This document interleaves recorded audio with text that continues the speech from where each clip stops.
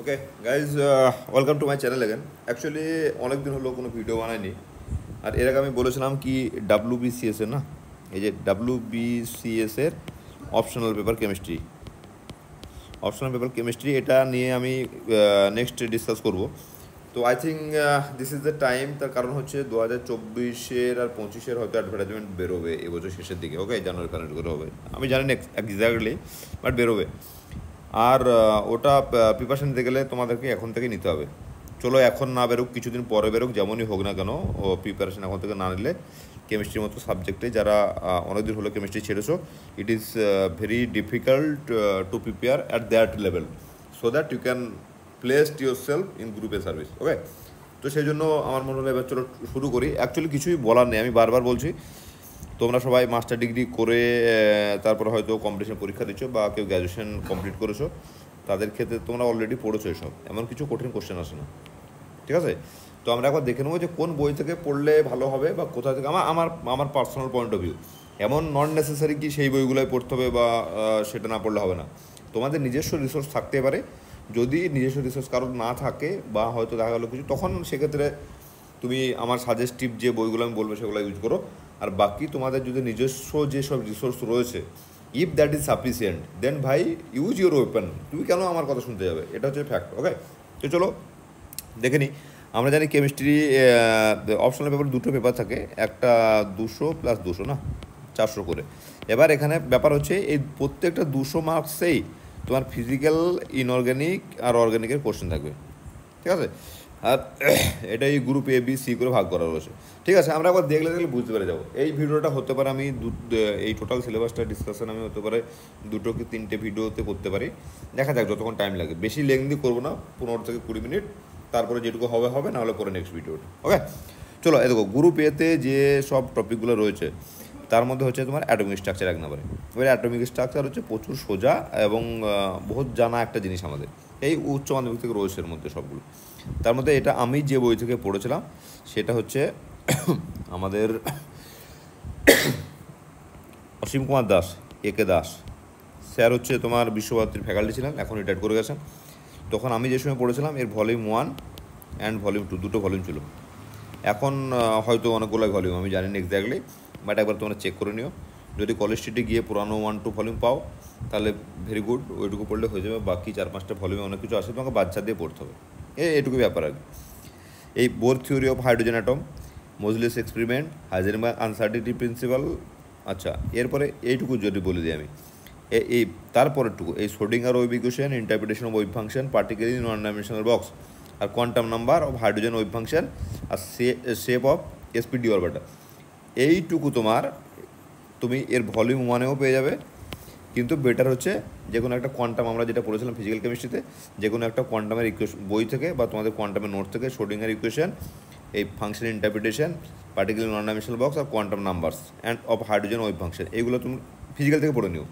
বাকি shape of SP D orbital simple, এখান থেকে কিছু পড়ে না, এদের ছবিগুলো আঁকতে বলে, হয়তো ড্র করো, এসপি অ্যান্ড ডি অরবিটালের শেপটা ড্র করো, এইটুকু দেয় আর কি। ঠিক আছে না, এটা তুমি ইনঅর্গানিকে যে কোনো বইতে পেয়ে যাবে। এর সঙ্গে তুমি হয় একেডির বই পড়ো, একেডির বই এটাই ভালো আমার মনে হচ্ছে আর কি, মানে ভলিউম 1-এ ভালো করে দেওয়া আসে, বিশেষ করে এই কোয়ান্টামের পার্টটা। আর তারপর হচ্ছে তোমার আর এল দত্ত, ঠিক আছে, এই দুটোর মধ্যে পেয়ে যাবে। নেক্সট হচ্ছে দেখো কেমিক্যাল বন্ডিংয়ের মধ্যে ionic bond, characteristic of ionic compound, lattice energy, bond হেভার cycle, covalent bond and is general characteristic, properties of bond in molecules and there dipole moment, shape of molecule and ভিএসি theory. এগুলো হচ্ছে তোমার ওই অসীম কুমার দাসের volume 2-তে পাবে, volume 2। এই ভিএসিপিআর theory দিয়ে shape ভাই পরীক্ষা একটা কোশ্চেন পড়ে, ভালো করে পড়ে, কিছু নেই অ্যাকচুয়ালি, দেখে নেবে, ভেরি ইজি এক পয়েন্ট দিয়ে। এবার এই ভিবিটি কনসেপ্ট অফ রেজোনেন্স এনার্জি, এই কখনো দেখবে কোনোটা হয়তো ভলিউম 1 আছে, কোনোটা ভলিউম 2-তে রয়েছে। একটা এই রেজোনেন্স এনার্জিটা আমার মনে পড়ছে না এক্স্যাক্টলি 1-এ বা 2-তে কোথাও একটা রয়েছে। ঠিক আছে, বাকি এগুলো তোমরা একবার দেখে নিও, এই সব হচ্ছে ভলিউম 2-তে রয়েছে প্রত্যেকটা। এখান থেকে আর.এল দত্ত থেকে পেয়ে যাবে, আর.এল দত্ত এই মলিকুলার অরবিটাল এমো থিওরি বা হচ্ছে তোমার এই বন্ডিংটা, এই মলিকুলার অরবিটাল ডায়াগ্রামগুলো তোমার। ঠিক আছে, এই ডায়াগ্রাম থেকে প্রত্যেকটা বছর একটা করে কোশ্চেন পড়ে, কিন্তু এখান থেকে সোজা কোশ্চেন। এটা আমি একবার সিলেবাসটা বলে দিই, রিসোর্সটা একবার বলে দিই, তারপর আমরা যে কোনো একটা কোশ্চেন পেপার নিয়ে আমরা ডিসকাস করবো, তাহলে দেখবে তোমরা বুঝে যাবে যে এবার কতটা সোজা কোশ্চেন আছে। সবসময় দেখো আমি একটা জিনিস বলে দিই, এই যে এত বড় সিলেবাস দেখে লাগছে তো, এত বড় সিলেবাস দেখে ঘাবড়িয়েও না, কারণ সিলেবাস ও দেখে বড়ই লাগে, ঠিক আছে, বাট তো কোশ্চেন খুব সোজা হয়। ডেসক্রিপটিভে ভাই এটা একটা মজা, ডেসক্রিপটিভ পেপার হলে সবসময় কোশ্চেন সোজা হয়। আর যদি এটা যদি এমসিকিউ হতো না, এমসিকিউ হলে ভিতর থেকে খুঁটিনাটি কোশ্চেন করতো, ও that would be much tougher end. তো এই জন্য ডেসক্রিপটিভ একটা প্যাটার্ন থাকে, দেখবে দেখবে কোশ্চেন কমন পাবে, প্যাটার্ন মানবে একটা, এইসব থাকে। আচ্ছা এ দেখো এবার হচ্ছে তোমার অ্যাসিড বেস রেডক্স রিঅ্যাকশন। এবার অ্যাসিড বেসটা তোমার আমরা ইনঅর্গানিকেও পড়েছি, আমরা ফিজিক্যাল কেমিস্ট্রিতেও পড়েছি, ওকে। রেডক্সটাও তাই, রেডক্সটা তোমার ইনঅর্গানিকে পড়েছে, আর ফিজিক্যালে তোমার ওই সেল টেল ওই সবগুলো পড়েছে। এগুলো হচ্ছে তোমার এমন একটা চ্যাপ্টার না যেখানে তোমার ওই ফিজিক্যাল ইনঅর্গানিক দুটো মিলেমিশে রয়েছে, তুমি একা একটা পার্টিকুলার রিসোর্স থেকে পাওয়া খুব মুশকিল এখানে, ওকে। তো থিওরি অফ অ্যাসিড বেস যে কোনো জায়গায় পেয়ে যাবো, pH, buffer solution, solubility product and salt hydrolysis. এটা অ্যাকচুয়ালি আমি যেটা এখান থেকে পড়েছিলাম সেটা হচ্ছে আমার যে গ্র্যাজুয়েশন নোট ছিল, আমি বর্ধমান পড়তে যেতাম, তো সেই নোট থেকে পড়েছিলাম, যেটা ছিল আমার পক্ষে খুবই ইজি। তোমাদের জন্য আমি বলতে পারি এখানে অনেকগুলো পোর্শন রয়েছে, যেমন এই অ্যাসিড বেস পিএইচ, এটা হচ্ছে তোমার ওই একে দাস স্যারের বই, এটাও সম্ভবত ভলিউম 1 নাহলে 2, একবার খুঁজে নিও দুটোর মধ্যে একটা, ঠিক আছে, এই লাগবে। তার কারণ হচ্ছে এই বাফার সলিউশন, তারপর হচ্ছে সলিবিলিটি প্রোডাক্ট, এই বাফার সলিউশনে তোমার তারপরে ওই বিভিন্ন ধরনের এফেক্টগুলো, তো ওটা ওই সেলের রেডক্সের ক্ষেত্রে আসবে, ওই রেডক্স টাইটেশন, রেডক্স পোটেনশিয়াল, ওই পোটেনশিয়ালের মধ্যে বিভিন্ন ধরনের কমপ্লেক্স ফর্মেশনের এফেক্ট, তারপরে হচ্ছে পিএইচের এফেক্ট, এগুলো সব তোমার দেওয়া আছে ওই ওই ওই 1 নম্বর কি 2 নম্বর চ্যাপ্টার বই ভলিউমে, ওকে। এরকম নান্স ইকুয়েশন, এগুলো কিন্তু আবার ফিজিক্যালের মধ্যে পড়ে যাচ্ছে। নান্স ইকুয়েশন আমরা ফিজিক্যাল সেল টেল পড়তে গিয়ে পড়েছিলাম। Influence of complex formation, precipitation, pH, redox potential, দুটো জায়গাতে পড়েছে এটা আমরা, মানে ফিজিক্যালও পড়েছি অ্যাজ ওয়েল অ্যাজ ইনঅর্গানিকও পড়েছি। তো তোমাদের কাছে যেসব অ্যাভেলেবেল রিসোর্স রয়েছে সেখান থেকে পড়ে নিও। আমি মোস্ট অফ দ্য থিংস আমি আমার নিজের নোটস থেকে পড়েছিলাম। এবার ওই কিছু কিছু জিনিস এদিক ওদিক থেকে দুটো একটা হতে পারে আমি ইন্টারনেট থেকে দেখে পড়েছি।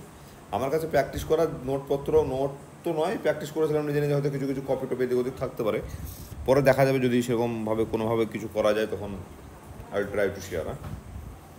ওকে, এবার কেমিক্যাল পিরিয়ডিসিটি, ভাই কেমিক্যাল পিরিয়ডিসিটি পিরিয়ডিক টেবিল থেকে কোশ্চেন প্রত্যেক বছর আসে, দেখবে রিপিট কোশ্চেন আসবে। আর এটা তোমার এই একে দাস,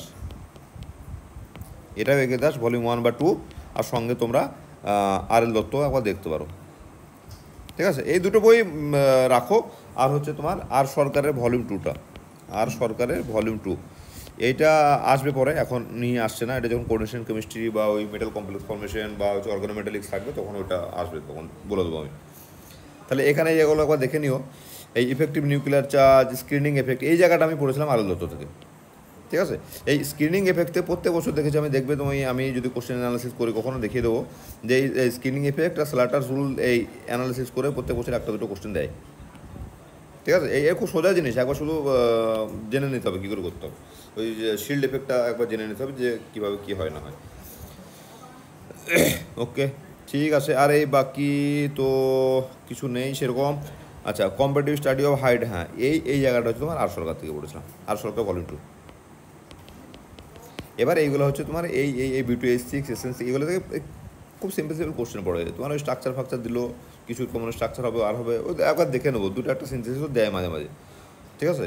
এবার কোশ্চেন পেপার যখন অ্যানালাইসিস যদি করি কখনো, এই পোর্শনটা পার্টিকুলারলি, এই পোর্শনটা একটু ডিস্টার্ব করবে, বাট হয়ে যাবে, এমন কোনো চাপের ব্যাপার নেই। এই D block element, electronic configuration, ionisation energies, oxidation state, variation of atomic, এগুলো দেখে নেবে সব ওই আর সরকার ভলিউম 2 থেকে। এই রেটার এই পোর্শনটুকু, এই নিচের পোর্শনটুকু হচ্ছে আর সরকার ভলিউম 2, ঠিক আছে, মনে রাখা যাবে মোটামুটি বইটা আর কি। আচ্ছা, ঠিক আছে। এবার হচ্ছে গ্রুপ বিতে চলে এলাম, গ্যাসের স্টেট অ্যান্ড ট্রান্সপোর্ট ফেনোমেনা। ভাই চলে এলাম একদম পিওর ফিজিক্যাল কেমিস্ট্রিতে চলে এলাম এবার। এখানে দেখো Maxwell distribution, molecular speed, intermolecular collision of the wall and diffusion, thermal conductivity, viscosity, এইসব এই টোটাল পোর্শনটা পড়তে হবে আমাদেরকে এই পিসি রক্ষিত থেকে, পিসি রক্ষিত, ওকে। সঙ্গে তোমার এই কোনো একটা জায়গা থেকে আমার মনে পড়ছে একটা দুটো টপিক আমি আমাদের অ্যাটকিন্স থেকে পড়েছিলাম, সেটা সম্ভবত এই collision on the wall and effusion, এই পোর্শনটুকু আমি অ্যাটকিন্স থেকে পড়েছি। বাকি টোটাল পোর্শনটাই তোমার দেওয়া আছে আমাদের পিসি রক্ষিতে। তো পিসি রক্ষিটা তোমরা পড়ে নিও।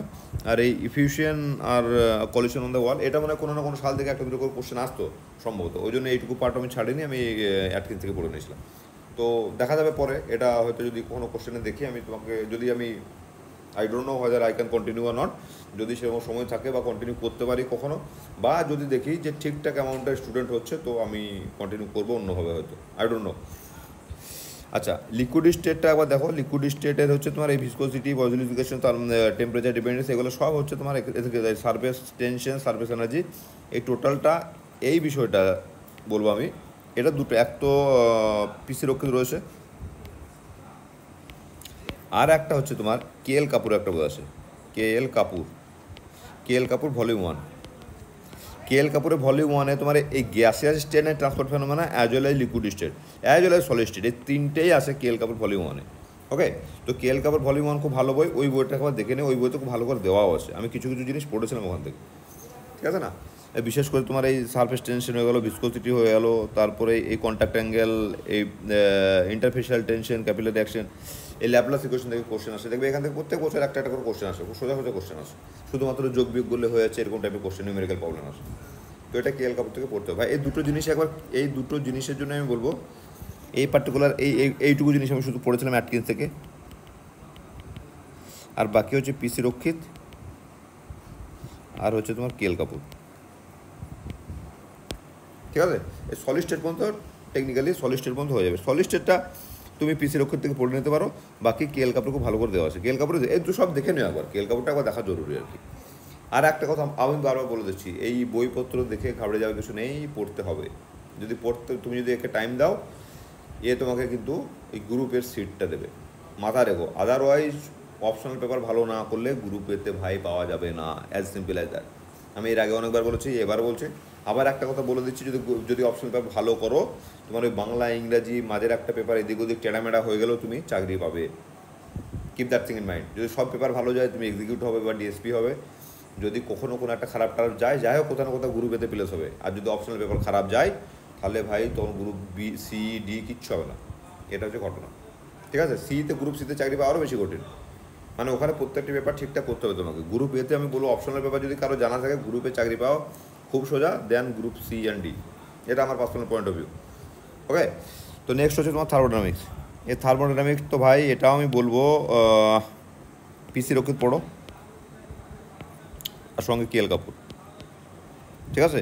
যদি কারো নিজস্ব কোনো রিসোর্স থাকে তাহলে ইউজ দ্যাট রিসোর্স। তুমি গ্র্যাজুয়েশনে কোনো পার্টিকুলার কারোর নোট পড়েছো, গ্র্যাজুয়েশনে কোনো পার্টিকুলার বই পড়েছো, সেটা ইউজ করো, সেটা তোমাকে বেশি আরও কনফিডেন্স দেবে। ওকে, শুধু আমার কথা শুনলে হবে না, তবে আমি বলবো আমি আমার নিজের রিসোর্স ইউজ করেছি, আজ আমি এই দুটো বই ফলো করেছি, বেশি কোনো বই ফলো করিনি। একটা বই থেকে পড়বে, বারবার পড়বে, that will be more fruitful. ওই 3-4টে বই পড়তে যাবে না পার্টিকুলার টপিকের জন্য। ওকে, এটা একদম ফার্স্ট ল এ পুরো একদম পিসি রক্ষিত থেকে পড়ে নিও তোমরা। সেকেন্ড ল, থার্মোডাইনামিক্স, এগুলো টোটাল পিসি রক্ষিত আছে, পিসি রক্ষিত আছে। আর হচ্ছে কেএল কাপুরও রয়েছে। কেএল কাপুরে দেখবে অনেক তোমার নিউমেরিক্যাল প্রবলেম দেওয়া আছে, বা অনেক তোমার থার্মোডাইনামিক্স ডেরিভেশন টাইপের দেওয়া আছে, বা প্রমাণ করতে দেওয়া আছে, যেগুলো কেএল কাপুর থেকে তুলে দেয়। আর একটা কথা আমি বলে দিচ্ছি তোমাদের, সেটা হচ্ছে কলকাতা ইউনিভার্সিটির প্রফেসরদের কেএল কাপুর হচ্ছে ফেভারিট বই, ঠিক আছে না। ওরা এখান থেকে এক্সাম্পল তুলে দেবে। আর একটা জিনিস, আরও একটা জিনিস আমার যেটা মনে হচ্ছে, যদি কেউ পারো, যদি সময় অতটা পারমিট করে, তাহলে ক্যালকাটা ইউনিভার্সিটির প্রিভিয়াস ইয়ার কোশ্চেন পার্টিকুলার কোনো সাবজেক্ট, সেটা পার্ট 1 হতে পারে, পার্ট 2 হতে পারে, পার্ট 3 হতে পারে, যেখানে তোমার এই পার্টিকুলার টপিক কনসাইড করছে, সেই টাইপের কোশ্চেন পেপার ধরে একটুখানি দেখে নিও যে কোন ধরনের কোশ্চেন ওরা দিচ্ছে। কারণ ভাই যে ফ্যাকাল্টিকে পেপার সেট করতে দেবে, সে তার কাছে আসে তাই দিয়ে ভরে দেবে, সে তার কি এসে যায় তুমি পরীক্ষা পাস করলে না করলে, তোমাকে কী বলে এগ্রিকালচারের সঙ্গে কম্পিটিশন করতে হচ্ছে না কার সঙ্গে কম্পিটিশন করতে হচ্ছে, they don't bother at all. ওটা তোমার প্রবলেম, তুমি বুঝে নেবে, সে দিয়ে দেবে। মানে এমন একটা কোশ্চেন দেবে, 2 নাম্বার কোশ্চেন দেবে, দেখা গেলো এবং হাফ পাতার বেশি লিখতে হচ্ছে, তোমার নিজেরই মনে হবে ভাই এত কষ্ট করে মাত্র 2 নাম্বার, বাট এটা তার কনসার্নই নয় না, সে দিলেও পারলে না পারলে তুমি ভাড়মে যাও, ঠিক আছে। তো এই জেটি ইফেক্ট এটা ওটা এগুলো সব তোমার দেওয়া আছে, নাচ শিট থিওরেম এগুলো সব কেএল কাপুরে ভালো রয়েছে। আবার তোমার পিসি রক্ষিত রয়েছে, বাট কেএল কাপুরও ইজ গুড অলসো, ঠিক আছে। KP KC KX relation van't Hoff equation Le Chatelier principle এগুলো সব হচ্ছে তোমার পিসি রক্ষিত করেছিলাম আমি, ঠিক আছে না। তো দেখে নিও একবার, তারপরে শুরু করতে অসুবিধা হবে, অসুবিধা হওয়ার পর আমি আরও ডিটেলসে পার্টিকুলার চ্যাপ্টার ওয়াইজ ডিসকাস হয়তো করবো, আমি প্ল্যান করছি। যদি আবার বলছি যদি ঠিকঠাক স্টুডেন্ট হয়, then I will think differently, otherwise তো খুব মুশকিল আমার পক্ষে টাইম বার করে এমনিতেই, ঠিক আছে না। Let's see how I can manage my time. আচ্ছা, এবার আসে তোমার গ্রুপ সিতে। গ্রুপ সিতে যেটা বলছে সেটা হচ্ছে তোমার অর্গানিক কোশ্চেন। তাহলে দেখো প্রত্যেকটা পেপার 3টে গ্রুপে ভাগ করা আছে।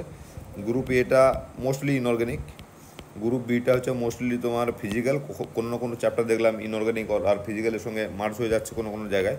আর গ্রুপ সিটা হচ্ছে ইন্টারনাল অর্গানিক কেমিস্ট্রি, ঠিক আছে না? এবার এতে অ্যারোমেটিসিটি এখানে বিশেষ কিছু বলা দরকার না, আমরা এখানে একটাই মাত্র বই ফলো করবো, সেটা হচ্ছে এন থিওরি। সেটা একটাই ফলো করবো, সেটা হচ্ছে এন থিওরি বই। আর সাথে যদি সচিন ঘোষ থাকে ওকে, বাকি এন থিওরি হয়ে যাবে ওতেই। এখানে যেসব চ্যাপ্টার দেওয়া আছে সবই এন থিওরিতে রয়েছে। এই অ্যারোমেটিসিটি এটা ওটা করে এক্সাম্পল দিয়ে সব করা আছে, দেখবে ওই বেসিক ফান্ডামেন্টালের যে বইটা রয়েছে স্যারের, ওই বই থেকে সব পেয়ে যাবে।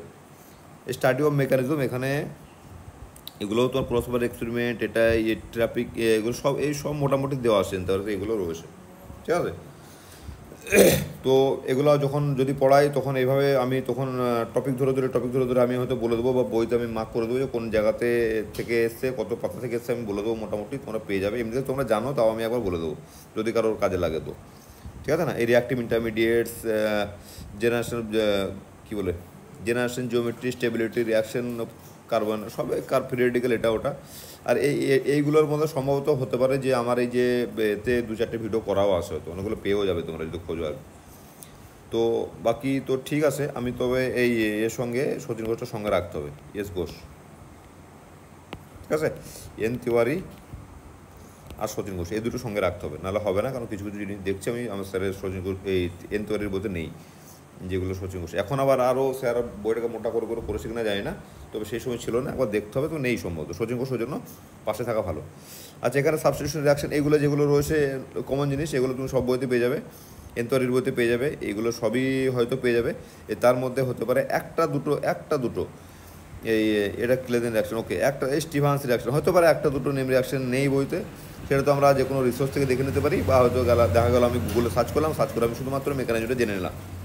আর একটা বড় কথা হচ্ছে, সেটা হচ্ছে বেশি ক্রিটিক্যাল নেম রিঅ্যাকশন দেবে না, দিলে তার বেসিক যে এক্সাম্পলটা দিয়ে তুমি শুরু করেছো সেটার দুটো একটা এক্সাম্পল, বেশি ক্রিটিক্যাল দেয় না।